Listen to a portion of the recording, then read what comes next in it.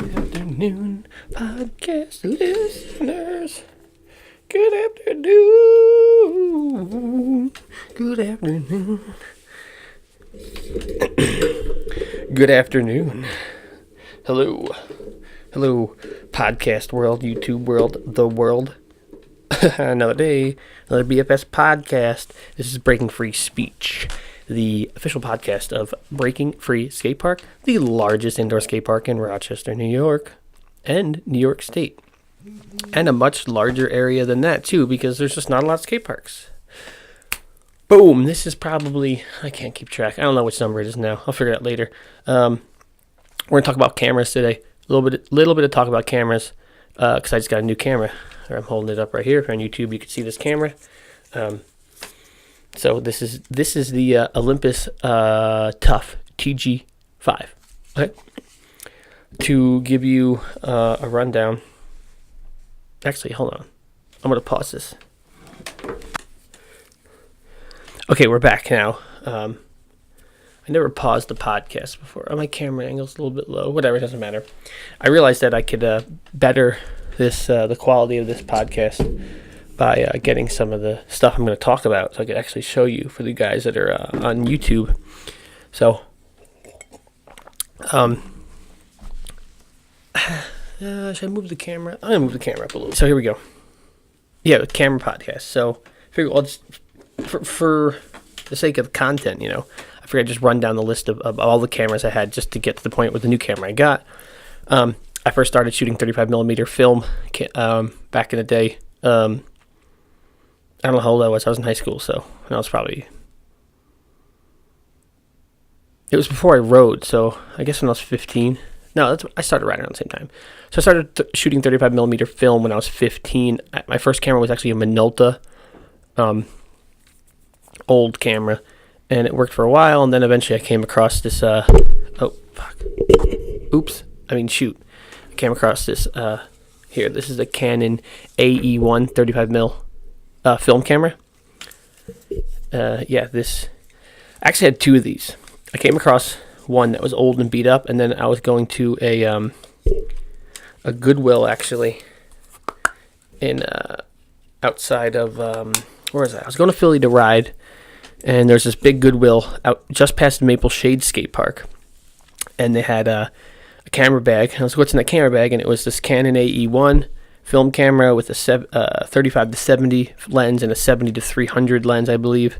And like it was just like a dope kit, all brand new. So I bought it for like $40. I shot on that for a while. Then I got into I went to college for photography, did all the darkroom stuff and the prints and some what do I call it? Projects. I did special projects, individual study, private study. What's the word? Independent study. Yeah, I did some independent study photography stuff where I did these photo series and everything. Then I got into digital. I had a Nikon D40, which was the second generation of Nikon digital cameras. After the D50 and 90, they made the 40 and the 80. I shot on that for years. The Nikon D40 had this weird thing where the flash sync was really high. So it was great for action, off-camera lighting action shots. So I used that forever and ever and ever and ever and ever. And then around that same time, as far as film goes, we were shooting on this, what I'm holding up now. This is a Sony TRV 140. So this is actually Joe Camparelli's camera from back in the day. For some reason I ended up with it. So this is a high 8 camera. This screen on the camera is like, God, this thing's like maybe 2 inches. 2-inch screen. This is standard definition. This is high 8 tape. This is not even mini DV yet. This is just a high 8 camera. We had a baby depth lens on this. And this is what our first DVD was made. And a couple other edits, but that was what was the video called? It was called Gutter Rats Pull the Trigger. It's on YouTube. The audio is off, and it's super low resolution, but it exists.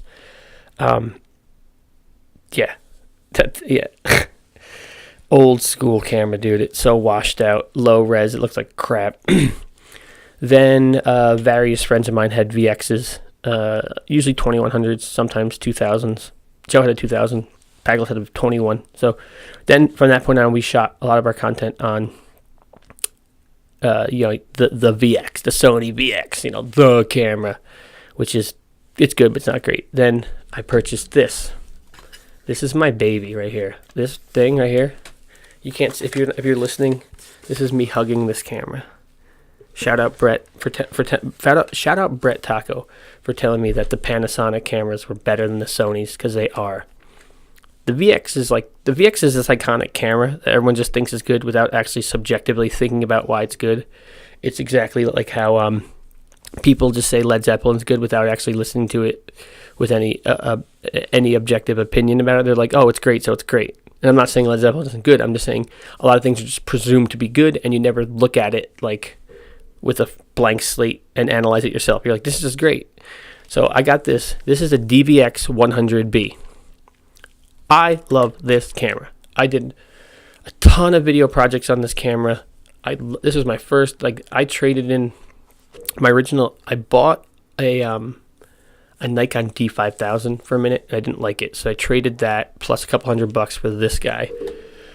This camera is I had the depth lens, not the depth lens, it's the Upteka, basically a depth lens for this. And I love this camera. It's a great camera.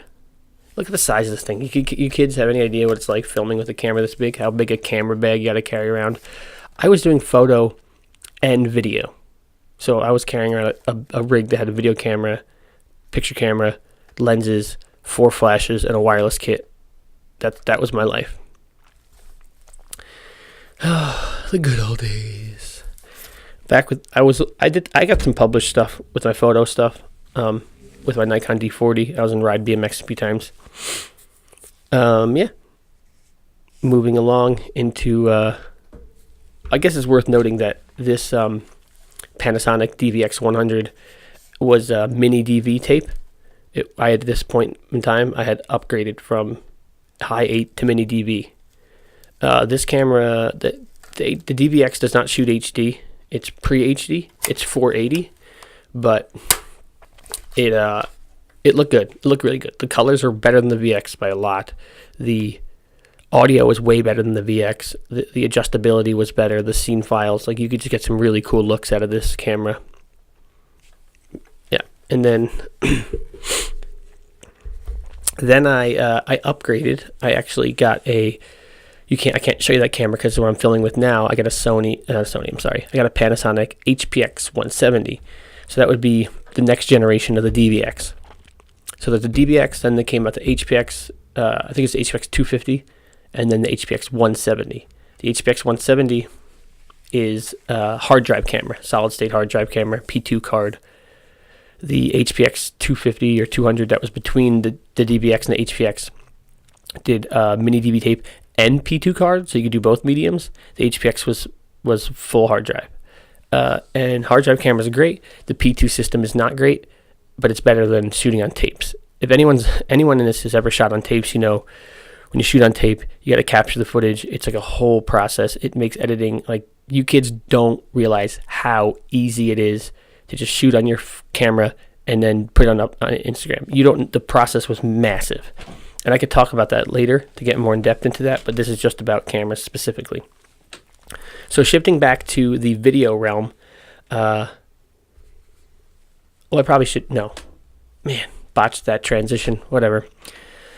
Sticking with the video realm, I got this HPX 170. First thing I shot on it was Jaden's edit, Jaden Mucha. That was, he was riding the red bike then. It was to an Ozzy song. I think it's on Kink's YouTube channel. You could probably find that. All the other stuff I shot, all the videos I've shot, pretty much all of them are on the Breaking Free Skatepark YouTube. There's a channel called, I think it's called the BFS, Breaking Free BMX Archives. It has all my old content, all my old DVDs and edits I've made. And I think most of them in the description will say which camera it was shot with. The nice thing about the HPX and the DVX is they're really identical looking. The ergonomics are similar, but better. The button placements are all the same. A lot of the same features. The scene files actually can save and swap them over. One cool thing about the HPX is there's a hack, a time-lapse hack. There's actually in the back of the camera here, if you're on YouTube, there's a slot for an SD card. You have these scene files on the camera with all these specific settings, and you could tweak all this stuff. And then it saves it in like a plain text document, right? You could take the plain text document on a computer, and where it goes frame rate, you can change the camera's frame rate to 1 frame a second or 2 frames a second. Normally, a video you're shooting film look is like 24 frames a second. Traditional is 30 frames a second. 60 frames looks a little bit smoother. 30 or 60 is up to you, and then like 120 or 240 frames a second is like when you do it super slow motion. So when you hack, you take the text document, you change the frame rate to 2 frames per second, you put it back in the camera, you upload the scene file, and you actually can trick the HPX digitally into shooting a setting that never existed on the camera, and then you could do time lapses. So if you were to go on YouTube and look up Breaking Free 7 in Roman numerals, VII. I think we premiered that on the Come Up. I think it was on the Come Up. The intro to that video, there's time-lapse stuff in there, and that was shot on the HPX. So that's cool. Shifting back to photo, I upgraded my rig right here. This is probably, also I'd say this is my baby. This is a Nikon D750. This is a full frame, like 24 megapixels. This is a legit camera. A 24 megapixel camera is massive. Like the image size is just gigantic. You could shoot really high res, really big photos. It's great. I bought that camera shortly after my father had passed away. It was like the only thing I actually bought. Like, I wouldn't say it was an impulsive buy, but it was the only like big purchase I made. And I bought that because I went on a trip to Honduras with Brett Taco and this group called Learn Every Day, where we were working on a documentary. We visited all these orphanages and stuff, and I'm not going to get into that now, but I basically bought that camera rig for there. Right now, the lens on this camera is it's a really great old glass. It's actually not, the reviews of this lens aren't great, but I like it. It's a 135 millimeter 2.8. If you follow me on Instagram at GnarWrench, I went out the other day and I shot with it out on the pier. And so if you want to see that lens on that camera, there's a photo of the ice on the pier I shot. And the stock kit lens I got was like a 24 to 120 or something that Redbeard told me to get. Shout out Redbeard. Redbeard used to live in this room. Great kit lens. Really versatile. A lot of options. But the price of the full frame camera is, the full frame camera offers a lot, and the price reflects that. If you're not shooting to print anything large, there's really no reason to use a full frame camera, really, at all. So moving on to the camera I got today, now that we're 10 minutes into this podcast.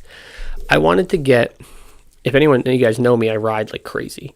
A lot of mountain biking and stuff, and I love taking pictures of my bike. If you go to my Instagram, there's a highlight. The Instagram story highlights is all these pictures of my bike. It's all iPhone stuff. And I wanted to upgrade my ability to take better photos. So ability to adjust some of the photo settings. And I wanted to take better pictures of everything. Just to document my life and everything for my second podcast, Wrench Life. I also have a Wrench Life Instagram at Wrench Your Life, life with a Y. All the Wrench Life stuff's with a Y, and it's wrenchlife.com. So it's kind of based on lifestyle stuff and mental health stuff. So I wanted to document what I do all the time in better quality. So initially I was thinking to get like a small mirrorless camera, like a Sony or something. And I realized I needed something more rugged. And then I came across this guy. This is the Olympus Tough TG-5. So this is a camera that can keep up with my lifestyle. I'm not like, they're not paying me to plug this. I haven't really tested it a whole lot, so I can't really get too deep into the performance of the camera. But this camera is shockproof up to 7 feet. So if I were to drop it while riding, it's going to be okay. It's actually waterproof to 50 feet. Not like I'm going to do any diving or anything. But it's pretty remarkable, this little camera, which is about the size of 2 iPhone 4s on top of each other. It's small, it's compact, it's super durable. If I'm out riding, mountain biking, and I get caught in the rain or it gets muddy, I don't got to worry about it. It's not going to break. I think that's just freaking awesome. I mean, this is probably even good for shooting video. It kind of like, I would say it's like 3/4 of a GoPro. It shoots 4K at 60 frames a second. No, 4K. Sorry, it shoots 4K at 30 frames a second. It shoots full HD 1080 at 120 or 60 frames a second, and it has some image stabilization built into it because it takes the 1080 image out of the 4K sensor, and it shoots 720. But who shoots 720 anymore? So this camera, it's great because you could do photo, you could do video. It's super durable. I don't got to worry about it breaking. I went out yesterday, shot some stuff. I posted that on my Instagram. It's probably gone because it was all a story. But so far I'm pretty pumped on it. It's not as adjustable and great as a full frame camera or even like a decent DSLR or a mirrorless camera, but it fits the bill. I'm kind of pumped to shoot some mountain bike stuff. Because it's waterproof, I kind of want to like splash it, like get it muddy and stuff, and just utilize that. You know, those are some things you don't really see in video a whole lot because people don't want their nice cameras to get screwed up. So if you follow me on Instagram at GnarWrench, I'll probably be posting pictures with this camera. I'll probably do I might give you a more thorough analysis of the performance of the camera once I've used it more, but it's pretty dope. I mean, it still has a camera feel to it. The problem with the GoPro, and we have a GoPro 7 at the skate park, is it doesn't really have a camera-y feel. It does pictures, but it's not super like camera-esque. You know, you want to have that. You want to press down the button, it gets the focus. You know, I'm pretty pumped on this though. I'll have it at the skate park. So if any of you guys want to see this camera and you're interested in this camera, the Olympus TG-5, just bring it up, ask me about it. My goal is to pretty much keep this camera in my fanny pack or on me all the time, just so I can kind of have more of a photojournalism effect in my life. So people that are following the skate park and the podcast and the brands that we're doing, you know, just get a little more insight to what's happening on a daily basis. Here's an example of why this camera's dope. This morning I went for a run, and I don't really know how far I ran because my phone died. It was so cold out, the battery can't handle it. This camera is actually rated, I think, 10 degrees or 15 degrees, so it can stay on and not just shut off in the cold, which is a great feature because a lot of electronics can't do that. And I'm about to go ride today. It's snowing. We're supposed to get. I'm recording this on what's today? Wednesday? It's Wednesday. So we're supposed to get like 6 inches of snow. Probably already got about an inch on the ground now. I'm gonna go mountain bike in the snow, and I'm so pumped to take some photos and some video like in the snowstorm and like not have to worry about the camera like shutting off or getting wet or ruined. So look out for that. I'm really just trying to. This camera fits my lifestyle. It's like it can handle so much more than I can throw at it, so that entices me to try to throw stuff at it, you know.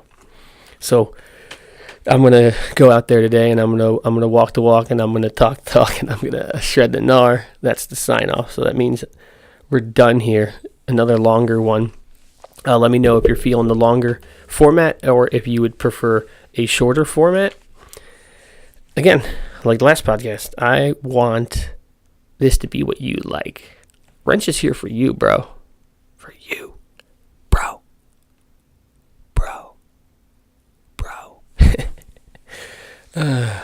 Yeah, so sip of coffee.